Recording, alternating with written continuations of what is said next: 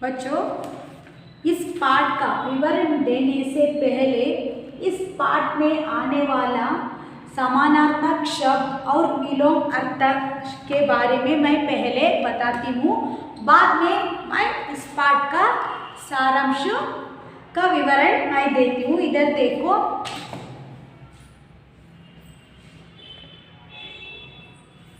समानार्थक शब्द देवता। देवता का समानार्थक शब्द सुर।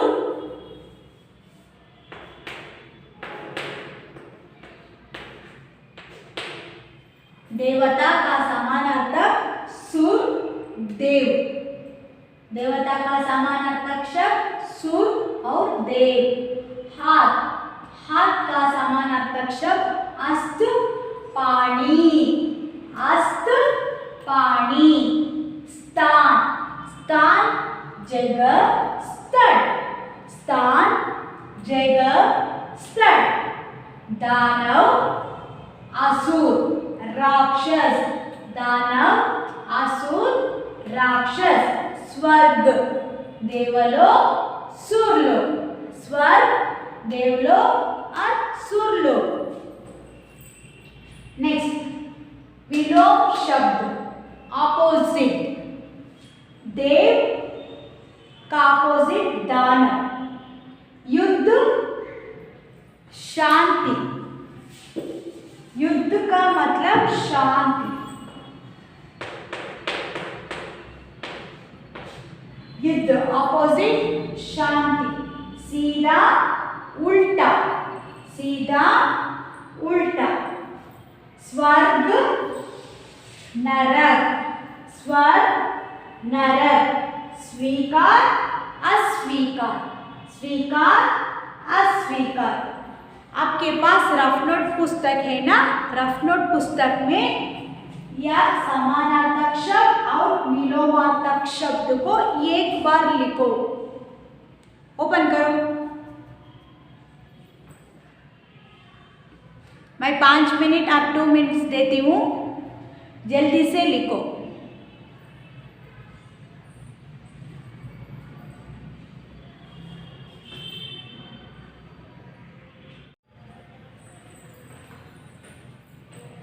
नमस्कार बच्चों, आज हम नया पाठ शुरू करने से पहले पाठ संबंधित 2 और 3 वाक्य मैं बताती हूँ, ध्यान से सुनो। सप्त ऋषि। सप्त ऋषि में कश्यप नामक एक महान ऋषि थे।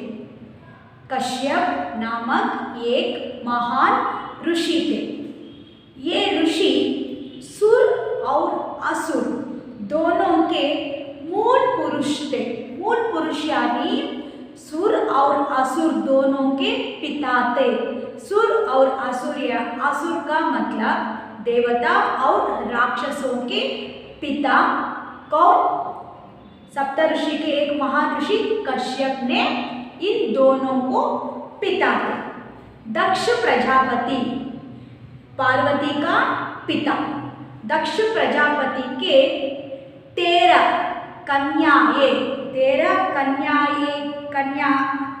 कन्याएं कश्यप महर्षि की पत्नी थी। इसमें दिति नामक एक पत्नी के 2 पुत्र पैदा हुआ। इसमें 2 पुत्र का नाम हिरण्याक्ष और हिरण्यकश्यप। हिरण्याक्ष और हिरण्यकश्यप ये दोनों बहुत बलवान थे। कौन? हिरण्याक्ष और हिरण्यकश्यप दोनों बहुत बलवान थे। ये दोनों तीनों लोक में सर्वश्रेष्ठ मानते थे। हिरण्यकश्यप और हिरण्याक्ष दोनों तीनों लोकों में सर्वश्रेष्ठ मानते थे। एक दिन हिरण्याक्ष ने इंद्रलोक पहुंचकर इंद्रलोक का आक्रमण किया। क्या किया? इंद्रलोक का आक्रमण किया। इसी तरह एक बार हिरण्याक्ष ने धरती माता को लेकर समुद्र में ले गया। कर छिपा गया। धरती माता को रक्षा करने के लिए नारायण यानी भगवान विष्णु जी ने वाराह अवतार लेकर धरती माता को रक्षण करते समय हिरण्याक्ष ने वाराह पर आक्रमण किया। दोनों के सामने लड़ाई शुरू हो गई। इसी समय नारायण वाराह रूप धारण नारायण ने इस राक्षस को संहार किया, क्योंकि असुरों की वधा और धर्म के रक्षा करने का मुख्य कर्तव्य भगवान का काम है। इसलिए भगवान विष्णु ने क्या किया, ये राक्षस को वधा किया।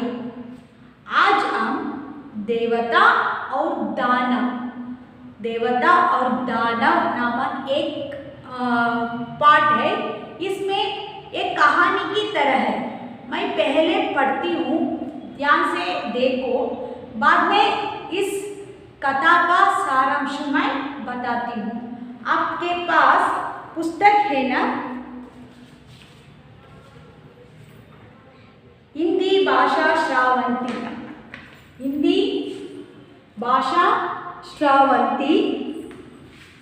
बुक नंबर 5 पेज नंबर 4 पाठ का नाम देव और दानव।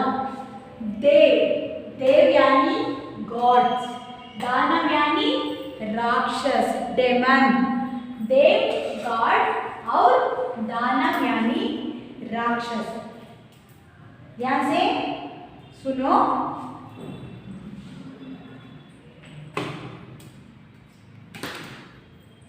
देव और दानव दोनों में युद्ध चल रहा था।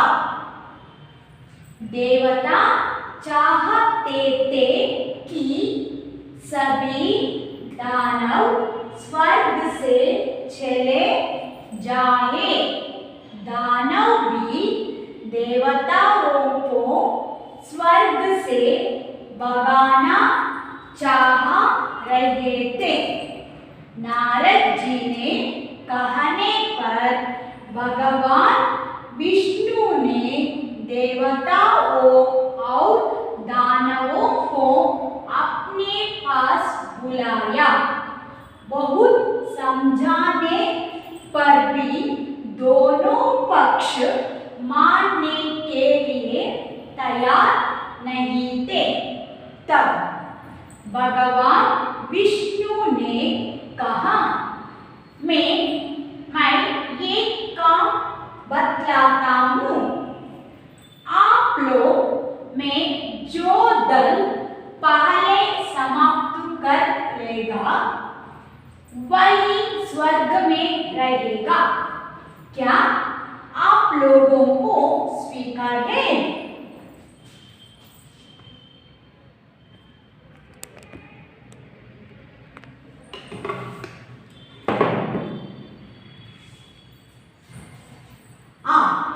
हम तैयार हैं। देवता और दानवों ने विष्णु जी की बात मानते हुए कहा।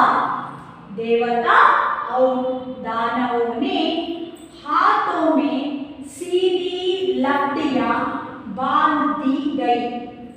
दोनों दल अलग अलग स्थानों पर बैठाया गया। उनके सामने भोजन की थालियां रखी गई। अब उनसे भोजन कराने के लिए कहा गया। आज इतना ही है ना। पहले मैं इसका विवरण मैं देती हूँ, अगले कक्षा में आगे बढ़ेंगे।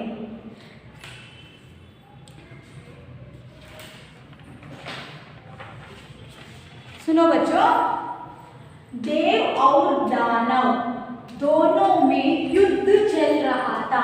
देव मीन्स देवता लोग और दानवों के सामने युद्ध चल रहा था, क्योंकि देवता दानवों ने स्वर्गलोक का आक्रमण किया।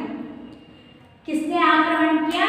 स्वर्गलोक का आक्रमण किया, क्योंकि स्वर्गलोक बहुत पसंद और सुंदर थे। इसलिए दोनों के सामने यानी देवता और दानवों के सामने युद्ध, लड़ाई शुरू हो गई। इस समय नारद जी ने देवता और दानवों को युद्ध को देखकर, किसने देखा? नारद जी ने देखा। देव और दानव दोनों के सामने लड़ाई को देखकर नारद जी ने क्या किया? नारद जी ने विष्णु के पास, भगवान सृष्टिकर्ता भगवान विष्णु के पास जाकर प्रश्न करते समय नारद जी ने कहा, किसके पास प्रश्न करते समय? नारद जी ने विष्णु के पास जाकर विष्णु और नारद जी दोनों के सामने बातचीत करते समय नारद जी ने विष्णु से कहा, भगवान आप देवता और दानव दोनों आपकी संतान है। नारद जी ने कहा, भगवान विष्णु जी आप देवता और दानव दोनों के संतान है। आप सृष्टि करता है ना, दोनों के संतान थे। फिर आपने क्या किया? आपने देवताओं को स्वर्ग में रहने के लिए बहुत सुंदर लोक दे दिया। किसके? देवताओं के लिए सुंदर स्वर्गलोक दे दिया। दानव को पाताल लोक में भेज दिया। आपकी पुत्र दानव भी है ना, उसको अपने दानव लोक में भेज दिया। इन दोनों के साथ भेदभाव क्यों किया? नारद जी ने प्रश्न पूछा पर विष्णु जी के पास। दोनों आपके संतान, देवताओं को आपने स्वर्गलोक दिया, दानवों को अपने पाताल लोक में भेज दिया। इसी तरह आप क्यों भेदभाव किया? नारद जी का यह प्रश्न सुनकर विष्णु जी ने कहा, नारद जी के कहने पर भगवान विष्णु ने देवता और दानवों को अपने पास बुलाया। फिर नारद जी का बात सुनकर भगवान ने क्या किया? इस प्रश्न का उत्तर देना मेरे लिए बहुत कठिन है। आपने प्रश्न पूछे है ना, देवताओं को स्वर्ग क्यों दिया, दानवों को पाताल क्यों दिया? इसका उत्तर देना बहुत मुश्किल है, कठिन है।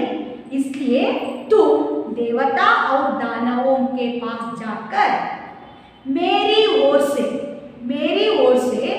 दोनों को भोजन का निमंत्रण भेज दो। नारद जी, आप दानव और देवताओं के साथ जाकर मेरी ओर से दोनों को स्वर्गलोक में भेजो, भोजन के आमंत्रण दे दो।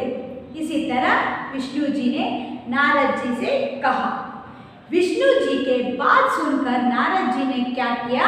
देवता और दानवों के पास गए और विष्णु जी तरफ से भोजन का निमंत्रण दिया।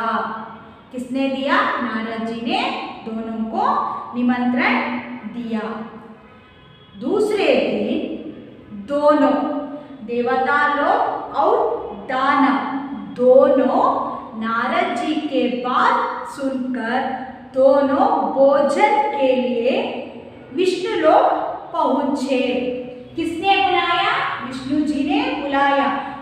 आप देवता और दानवों को अपने पास बुलाने के लिए बताया है ना, इसलिए नारद जी दोनों को बुलाया। अगले दिन दोनों स्वर्गलोक पहुंची। वहाँ दोनों के सामने विष्णु बातचीत करते समय समझने के लिए कठिन परिश्रम से बातचीत किया।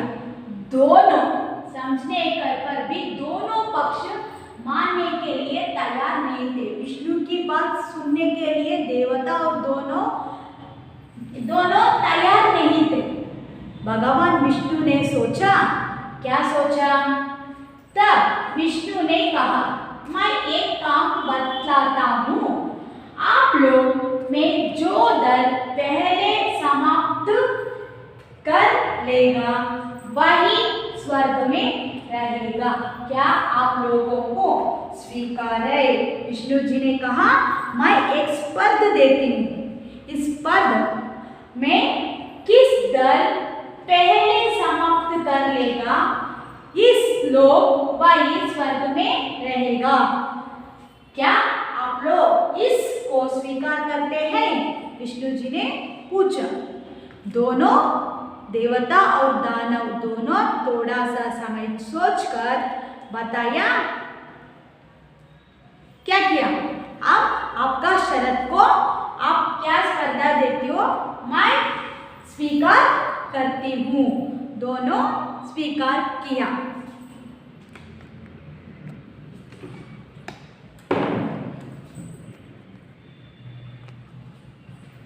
हाँ, हम तैयार है। किसने बताया?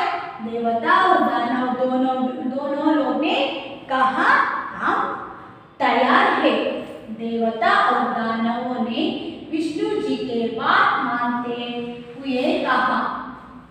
देवता और दानवों के हाथों में सीधी लकड़ियां बांध दी।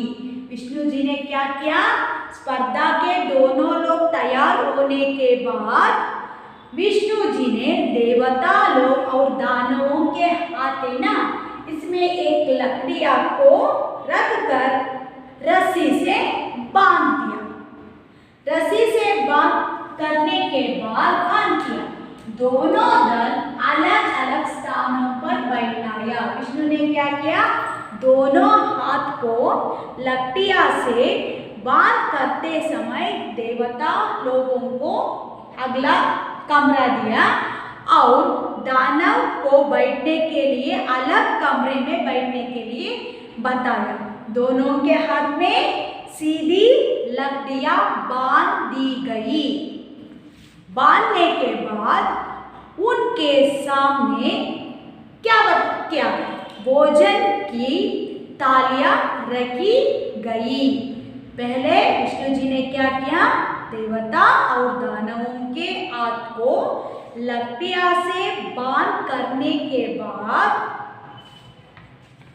थालियां भोजन करने के लिए उसके सामने थालियां रखी गई। उनसे भोजन करने के लिए बताया। भोजन करना देवता और दानवों के लिए बहुत मुश्किल हो गई। अगली कक्षा में इसके बारे में मैं विवरण देती हूँ।